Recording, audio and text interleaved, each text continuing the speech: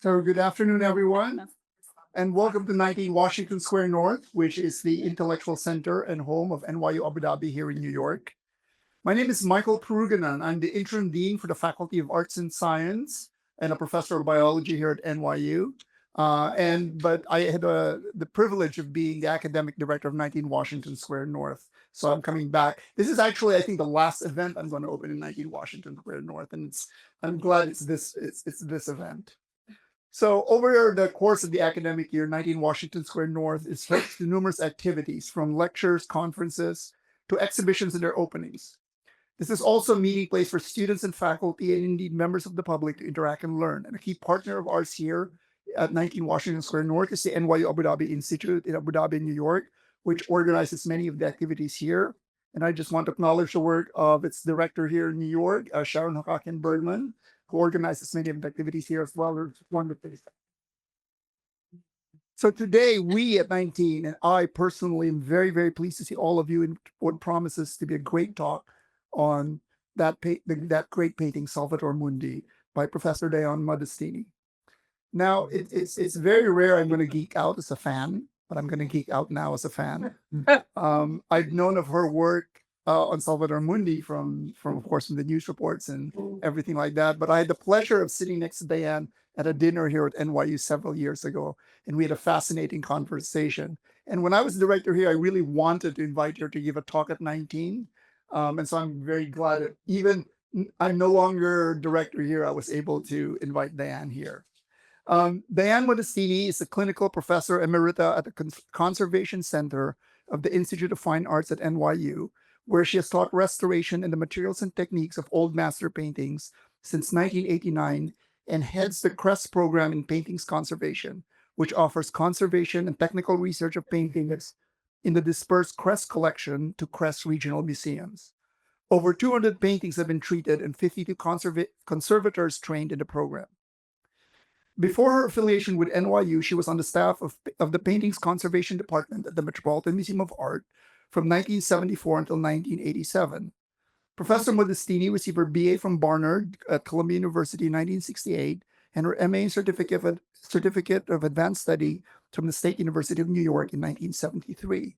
In 2017, she was awarded the Doctor of Humanities honoris causa by Fairfield University. Her publications include studies of the work of the American painter John Kress, published in 1985, individual paintings in the Kress collection and the history of conservation of the Kress Foundation from 2006, imitative retouching in early Italian paintings, approaches to conservation in 2003, John Beeley and the Cleaning of Paintings, Journal of the Metropolitan Museum of Art in 2005, and Leonardo da Vinci Salvator Mundi in Leonardo da Vinci's Technical Practice 2014. She has created a website with historical and technical information about Salvator Mundi, which she will show later on today. She has also in 2018 published Masterpieces, a book about the life and work of her late husband, Mario Modestini. She is on the board of the Roberto Longhi Foundation in Florence, where she initiated the ongoing digitization of the Longhi's archive. It's really a pleasure to welcome here today. I'm looking forward to it.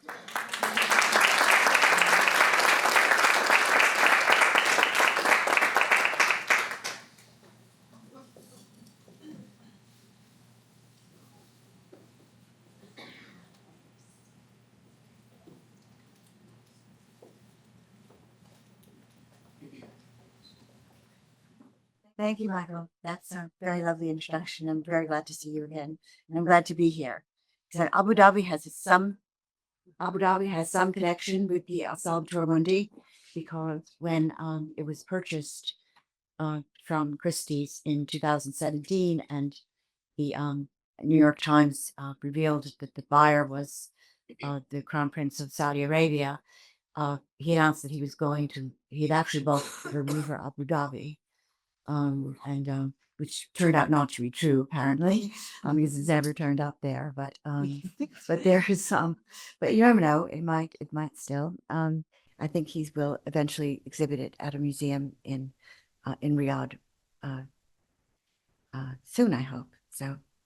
Will this advance now? Okay. In April 2005, a painting listed as a copy after Leonardo was purchased at the at an auction house in New Orleans by two New York art dealers, Alex Parrish and Robert Simon. Robert is an art historian specialized in Italian Renaissance art. On the left is an image of what the painting looked like when it was in the auction, and a page from the auction catalog where you can see that it was estimated for $1,200 to $1,800, which is, I think, about what they paid for it. So a few weeks later, Robert, who was an old friend, we worked at the Metropolitan Museum together, bought the painting to my apartment to show it to me, and primarily to my late husband, Mario Modestini, who was one of the greatest connoisseurs and restorers of Italian paintings of the last century. Mario had vetted the only Leonardo in the United States before its purchase by the National Gallery in 1965. There had been some doubts about its attribution, primarily suggestions that it might be by Lorenzo di Credi, but these were quickly dismissed.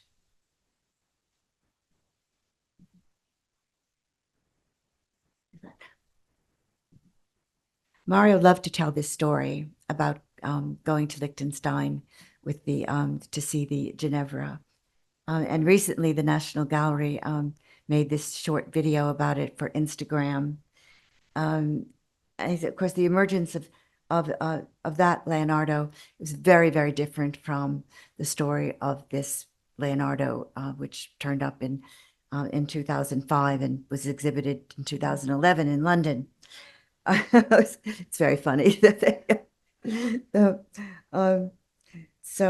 Although any work by Leonardo is bound to create controversy, by my count, there are only 16 paintings by him. And so to add anything to the canon, especially something that comes out of nowhere, is a shock to everyone.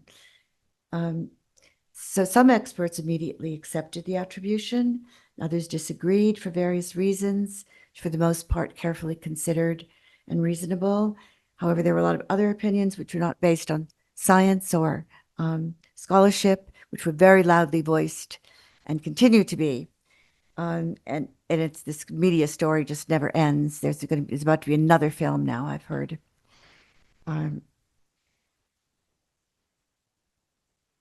advance. There it goes. Okay. Ginevra is an early work.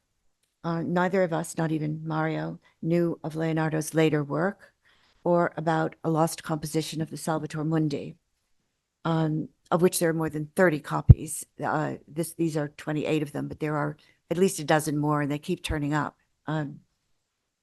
They're all varying quality. They were all made in the 16th century in different countries. I learned about this later from Robert as I was restoring the painting. On that April day in 2005, when I first saw it, I put it on an easel and I began to examine it and discuss it with Robert. It had a very glossy varnish on it and some sticky looking, clumsy retouches. It all seemed very recent and appeared to have been done by an amateur. I made a mixture of acetone and mineral spirits, which is a very common solvent used to remove recent varnishes and retouches. And I asked Robert if I could, if I should go ahead and clean it, and he was enthusiastic to see what lay under this sticky mess. So it all came off very easily in the space of 2 hours. As soon as it was cleaned, this extensive damage became immediately apparent. The Salvator Mundi is painted on a single plank of walnut, like most of the paintings that Leonardo began in Milan, and other of his contemporaries also painted on walnut in Milan. It is in Tuscany. It's very different. It's on poplar. So to obtain a board of this width, the trunk has to be cut in what is called a plane or a tangential cut, which is not as stable as a radial cut wood, which was used for the best quality panel paintings in Tuscany. The curved grain, which corresponds to the diagrams you can see, that is is in the vertical oriented check you can see in the X-ray. A page in one of Leonardo's Paris notebooks illustrates a temporary frame. The members have slots into which the panel would be inserted, making it easier to handle. He notes that the slots allow the wood to expand and contract according to changes in humidity. The edges of the panel that fitted into the slots can still be seen because they're not painted. There's an accumulation of the preparatory layers about 1 centimeter in. They exist on all 4 sides, although it's been trimmed on the left side, but there's still some, meaning that the painting has its original dimensions, despite the fact that the composition seems very crowded and the cuff is cut off. But this is the way it was. It was definitely painted this way. And the copies, most of them, follow that. As Leonardo knew, wood cells swell and contract and continue to do so for centuries after the tree has been cut. This causes the panel to move, but not only in the direction of the grain, as he described, but because the front of the panel is painted and prepared, and the back of the panel has nothing on it, the panel also warps. And he did not foresee this. These temporary frames seem to have stayed with many of these pictures for a long time. The Louvre believes that the Mona Lisa had a temporary frame until maybe 200 years ago, this same, which caused a crack. But in this case, it must have warped, and the frame resisted the wood in warping, and therefore it split. And when it split, the wood sprung, and there was no longer in plane. It was higher on the left of the check than it was on the right. And to level this step, at some point, the painting was planed down from the front. The blade was very sharp. As you can see, it cut through both wood and also passages of paint. I'm just going to briefly discuss the provenance in this talk, but it's likely that this happened in an English country house. And I imagine that the repair was done by just a handyman. No. So other losses were caused by insect tunneling, so that the paint and preparation collapsed into the voids in the wood and was lost. After I cleaned the painting, it went to a panel expert who removed the cradle and a board that had been glued to the back. The panel came apart in 2 pieces. You could see one side of it there. And I eventually got it back in 2006 and worked on it off and on for 5 years. As the restoration proceeded, information began to emerge, and the pieces slowly began to fall into place. There were a few minor pentimenti, that is, changes made while the painting was being executed. These changes can be seen either using technical imaging to observe underdrawing and underlayers of paint, such as the infrared reflectogram on the right, or in some cases, you can see them with the naked eye because the paint covering the hidden features is worn or has become translucent with age. Especially evident is the pentiment of the thumb, which appeared immediately after I'd cleaned it because someone had scraped away the paint that Leonardo had used originally to cover it up. And this, of course, made the dealer very excited, but you can't attribute a painting just because there's one pentiment. An obvious change that could be seen in visible light is the preliminary and a much simpler idea for the knotwork pattern, which resembles a drawing in one of the notebooks. It was never fully executed. It was just sort of, he was just kind of playing around at one stage. Another indication of the extraordinary quality of this painting that we were dealing with was the way many of the passages were painted. Here are 2 cross sections from the blessing hand, one of the highlight and one of the shadow. You can see that the there are 4 or 5 paint layers which are exceedingly thin. Some of them contain glass. There's a preparation of which is 2 layers of white lead, which contain particles of glass of different sizes. The palette is all these layers of paint are variations of white, vermilion, and black. Leonardo put black in almost all of his mixtures, which makes it very difficult if you're trying to look at him with infrared. The complexity and delicacy of the threads of the knotwork as they catch the fall of the light were given equal attention. There's a layer of pure lead tin yellow, followed by gray paint layer. They're underpainted in grisaille, and then black in varying proportions.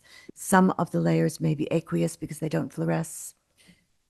By 2008, the painting looked presentable, and Robert and I cautiously allowed ourselves to think that it might be by Leonardo and not a copy. We felt confident enough to show it to a couple of Leonardo experts without making complete fools of ourselves.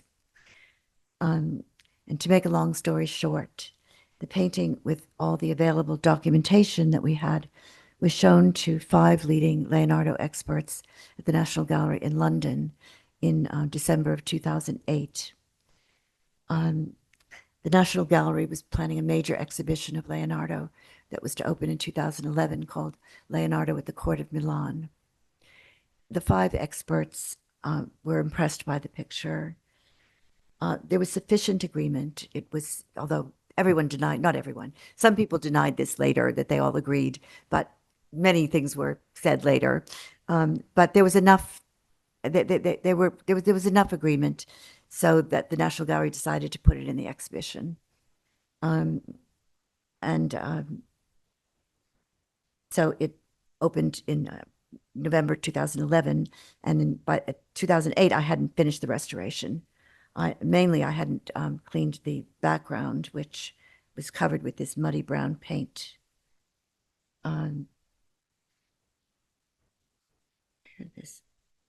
Yeah. Yeah. See, when I removed the paint from the background, and this beautiful rich black appeared, which was very much like the blacks in other paintings by Leonardo. And it made a huge difference because the image was released from this trap of mud, which was very close in tone to the hair. And it gained enormously in three-dimensionality in its form. The background was actually very damaged, but since it was only black, I was able to just put it back. I never took a picture of it in that state. It looked terrible. In the summer of 2017, the painting was sent back to me in New York. It seemed that the owner wanted to sell it, and Christie's had the idea to offer it in the important November Modern and Contemporary Art Sale. It fetched a record-breaking price, and an uproar ensued. Facts, scholarship, and rational discourse of any kind didn't seem to matter anymore.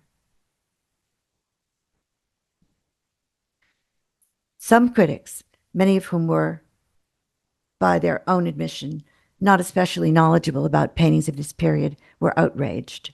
A critic for New York Magazine wrote, "I'm no art historian or any kind of expert, Noel Masters, but I've looked at art for almost 50 years. And one look at this painting tells me it's no Leonardo. The painting is absolutely dead." The anger and disdain of a vocal clique included, but not limited to, Jerry Saltz, Jacques Franck, and Michael Daly knew no bounds. They were relentless, as if they had a personal animus against this painting. They found an eager audience for their views. Leonardo is such a mythical figure that everyone thinks that they have an opinion about him. And it's very titillating as well for some people to think that a billionaire bought a painting for so much money that was really worth nothing. And of course, the other thing is that if you say to the newspapers or the media, "Oh, this is a wonderful painting," this is not newsworthy. But so it's just how it goes. So this is the same with the Sistine Chapel, of course. Now one of the things they complained about was the provenance. Many paintings don't have a full history, including some of the best-known Leonardo's. But there are always clues. The panel had been thinned and cradled in England in the late 18th or early 19th century.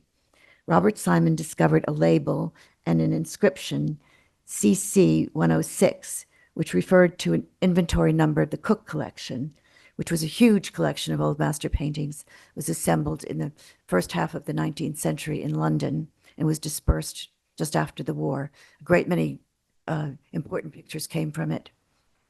The photograph as it looked in the Cook collection is on the left. Sorry, this strange repainting of the head, Martin Kemp once referred to as looking like a drug-crazed hippie, and which had been removed by the time I got the picture. I don't know when it was put on, and I shudder to think what they took it off with, but it was gone. But it's clearly the same picture. I mean, you can tell the details, which the curls on the proper left-hand side of the head had never been repainted, nor had the blessing hand, nor the stole.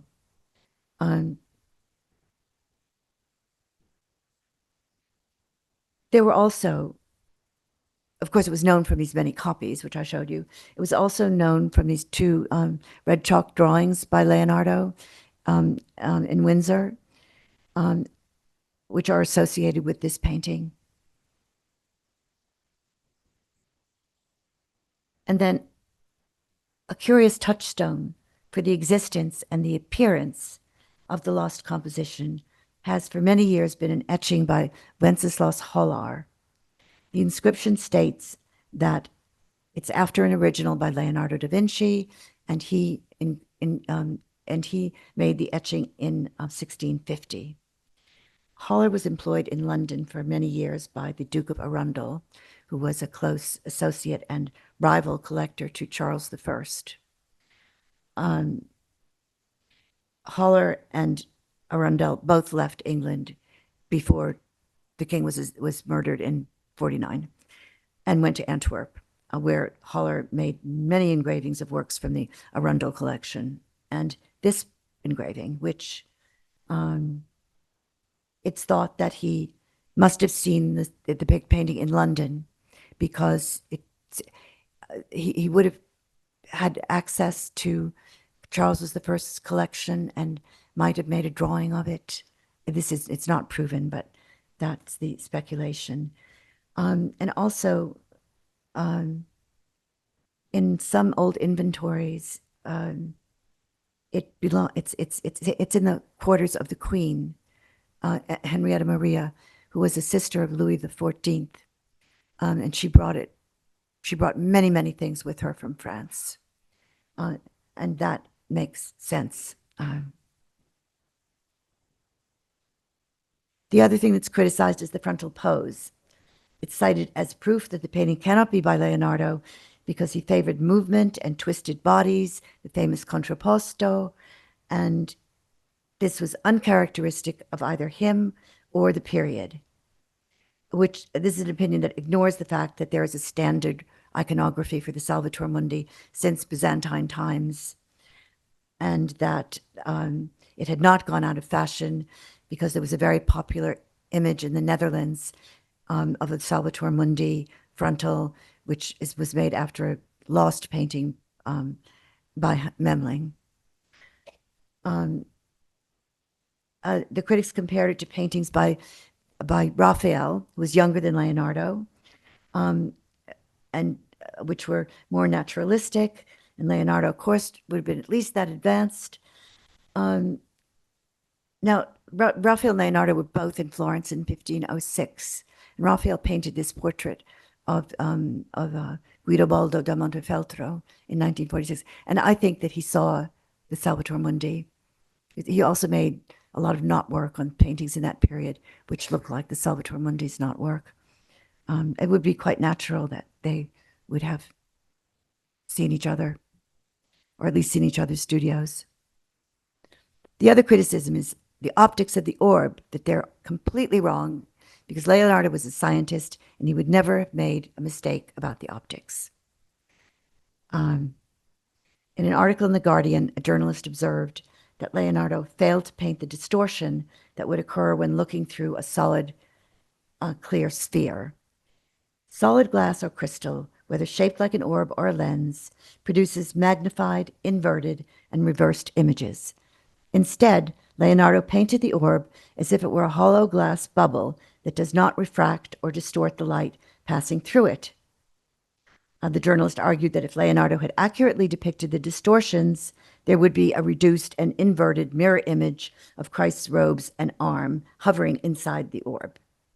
This argument was taken up by Walter Isaacson, who's a very famous author who had just published a biography of Leonardo. And we had many questions about it, but eventually the orb, of course, which you see was painted with very thin glazes, and it's very damaged. The glazes are gone. I'm not sure those three highlights are original. So it's very hard to judge what the real effect of it was. Except from some of the copies have transparent orbs. And real scientists, after this controversy, pointed out that when you hold a sphere that close to the body, it only magnifies, it doesn't refract, which is what you see in the copies. You see this palm, magnified palm in the lower right corner. And there are three versions which are very similar to the Haller engraving. And they all have the same draped embroidery pattern and the translucent orb with the palm showing through and the very same drapery folds. One of them was proposed, the one in the middle, the Gannet, was proposed as the original in 1975, but it didn't meet with wide acceptance. But it belonged to the Gannet family, who had actually owned drawings by Leonardo. So, and the Naples picture is clearly by a very unsophisticated artist. Despite its damaged state, the orb has a distinctive feature. The passage in the lower left, painted with lead white, mixed in with other pigments, resisted the solvents when the glazes in the upper portion were removed. It describes inclusions found in quartz crystal. Each inclusion consists of an underpainted middle tone, a dark shadow, and a little curlicue of white highlight. They're carefully oriented and vary in size. They're each somewhat different from another, depending on the fall of the light. And there's a pentiment of the palm of the Salvator Mundi, which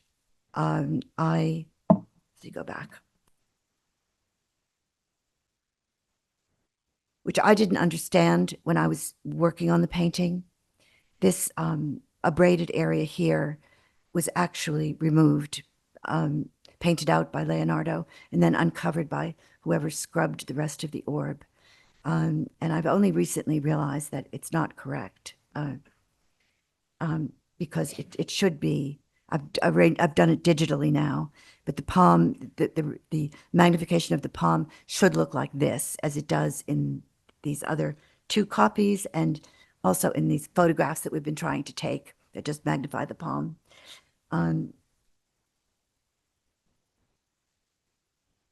Now, the other objections are that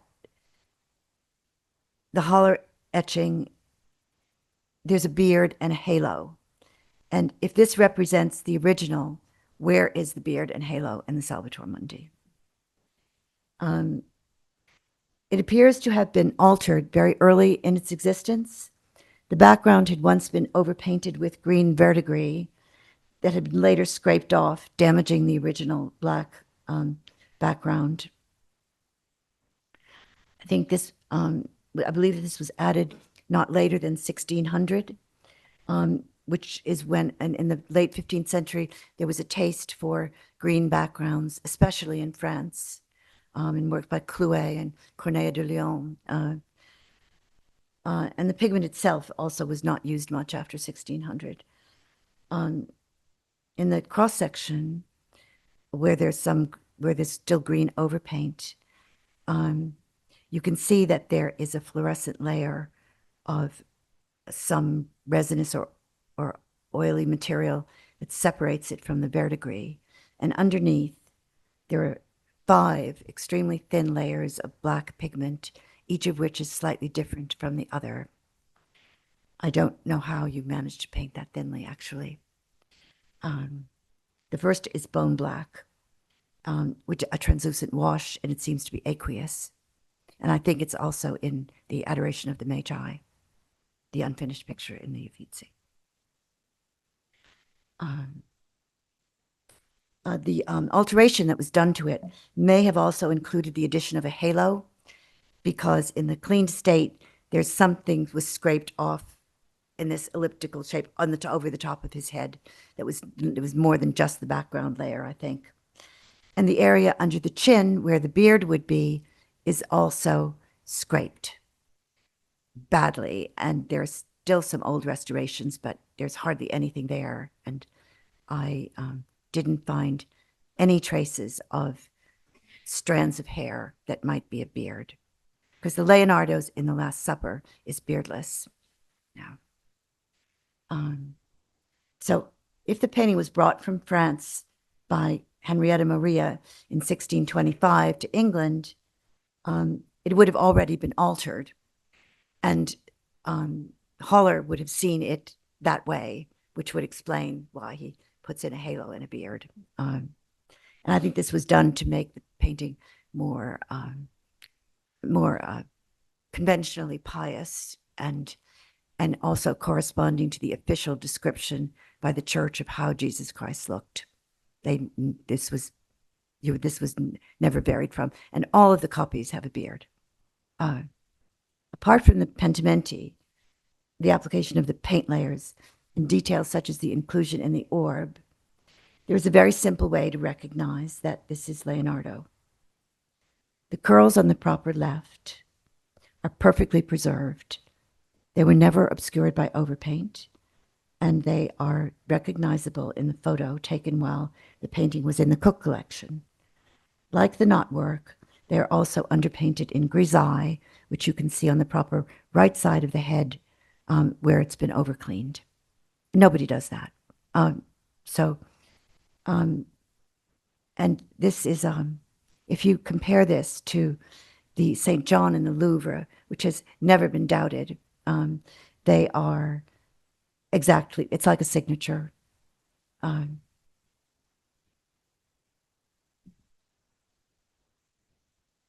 Inevitably, the restoration itself has been criticized. I expected that, and I don't really mind. Some experts would prefer to see the painting in the clean state or with minimal toning of the losses. These are mock-ups that were made by the Metropolitan Museum when they were examining it. I understand that, and I could even, advocate for it in some circumstances. But it's not what I'm trained to do. I was trained to fill the losses so that the image would be coherent. And it's true that this sort of retouching will always be subjective. But after the Christie's sale, people think I did more than I did. After the Christie's sale, a museum director, who shall remain nameless, wrote on his Instagram page, 80% of the painting is by Dianne Modestini. Watch out. So it was like, and then another art historian, a serious art historian, wrote that the restored passages look more like Leonardo than Leonardo himself, which is very flattering, but it's simply not true. And MIT, they did an AI study of it, and they also attributed all the restored passages were by Leonardo, and the other under-restored passages were by me. So, yeah. So, and I agree that painting is much more the image is much more powerful in the clean state, but we're only seeing it in 2 dimensions because it actually has an extremely ugly surface from everything that's happened to it, which you don't see in the photographs. The reason I chose the approach that I did is because the passages of original flesh tone in the face, which is the most important part of any painting like this, are intact, apart from the missing part that damages. All the layers and that subtle modeling are present. Also, the blessing hand is perfectly preserved. The surface has incorrectly been described as abraded. An abraded paint surface means that the final paint layers have been taken away, and therefore the final modeling. And a painting in that condition could not be restored in the way that I did this. It's just not possible. In the damages that, in the paint that's adjacent to the big damages in the face, all the layers are there. So it was very difficult to fill them in, but I was very, very careful not to invent anything. And I kept removing my restorations constantly to check that I hadn't covered anything up and that it was not, it hadn't begun to create shape. I would, Mario used to say about bad restorations, that it looked like the person looked like they had a toothache, and I didn't want him to have a toothache. So I tried very hard not to introduce anything. And the materials I used are very easily removed. They're time tested. The restorations done with this technique have not changed after 50 years or more. And they won't darken or alter. After I finished, I photographed the painting in ultraviolet light. Ultraviolet light shows you where the retouches are because they reflect the light back as purple or black. And the original paint and varnish have a slight fluorescence. You can see that the fluorescence of the varnishes is very uneven, which is not my cleaning. This is some old cleaning. And where the paint, where there's fluorescent varnish, you see like over the curls on the proper left side, the paint is better preserved.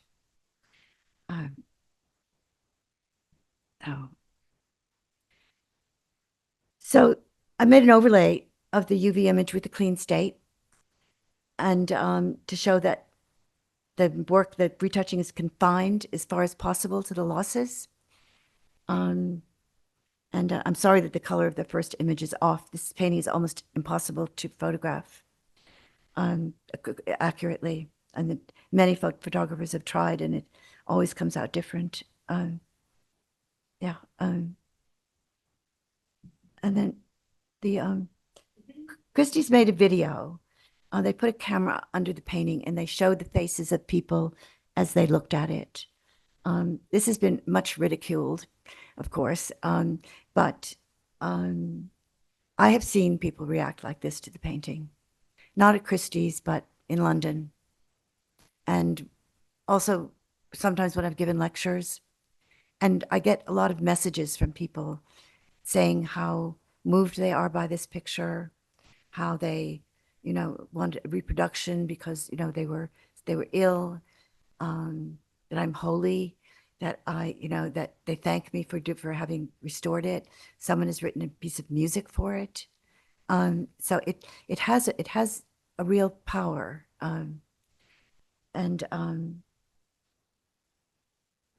Now I think it's Leonardo's masterpiece. I think it's a much better picture than the Mona Lisa. The Mona Lisa is in perfect condition. It appears to be under tons of varnish. It hasn't been cleaned for centuries. You can hardly see it. And of course, it's been treasured. It's been treasured by the French kings and then by the Louvre, and it's their prized possession. And so, and then Salvator Mundi has been very unlucky. It was very unlucky. I think there's something about the image of Christ that may have been disturbing to some very pious French queen who had it changed, and then from then on it could kind of it left it when Charles was assassinated. It was sold out of the royal collection. Then it was bought back, and then it seems to have been given by James to one of his mistresses, and who married the Duke of Buckingham. Anyway, it's just lost. It just got lost, and ended up, I think, in some English country house where it was just battered about and treated like, nothing. It's amazing that it survived at all in this condition. It's still owned by the Crown Prince of Saudi Arabia, Mohammed bin Salman, he's a reformer, and he has stated, according to the Wall Street Journal, or his ministers have, that they intend to build a number of museums in Riyadh. The first one will be for Islamic art, but eventually the Salvator Mundi will be displayed in one of their museums. The former director of the British Museum has been appointed CEO, and I'm confident that it will be exhibited in the near future. Yeah, a television company that's actually owned by the Saudis is making another film now. So I think that something is going on. They're English. They used to work for the BBC. The Saudis may have bought the BBC. I don't know. But yeah, so it's possible. But that is that's the story. And then it's just been they're just people who just hate it. And when it was going to be exhibited at the Louvre in their Leonardo exhibition, and it wasn't, that a filmmaker made a film insisting that it was because the Louvre did not accept the attribution. And the curator of the Louvre wrote to me and said, "This is not true." And then it seems that they had it for examination, which he didn't tell me, and they didn't have very good equipment, unfortunately, at the time. And they produced a small pamphlet of the technical study and a very clear statement: this painting is absolutely by Leonardo, by the director, by the curator. And when the painting did not go to the exhibition, this publication was suppressed. But an art historian whom I know, Stephen Campbell, I was meeting with him to talk about the Salvator Mundi, and he had on his table this book that was about the Salvator Mundi, and I said, "Where did you get that?" He said, "I bought it at the Louvre." And so I wrote to the curator and I said, "Can you only get this at the Louvre?" And there was dead silence, and then he said, "It is forbidden to speak about this book." So, but then of course, it came out because things get out, I didn't leak it, but but they do. So there are a lot of PDFs of it around. Yeah, so, and the reason, perhaps the New York Times thought that they hadn't loaned it because the Crown Prince wanted it to be exhibited next to the Mona Lisa, and the Louvre wouldn't do that. This reporter, who's a specialist in the Middle East, also told me that the French had behaved in a rather snooty way to the Saudis, and so, yeah, they figured, we're not gonna loan it. So that was the end of that. And so the last time it's been seen was at Christie's.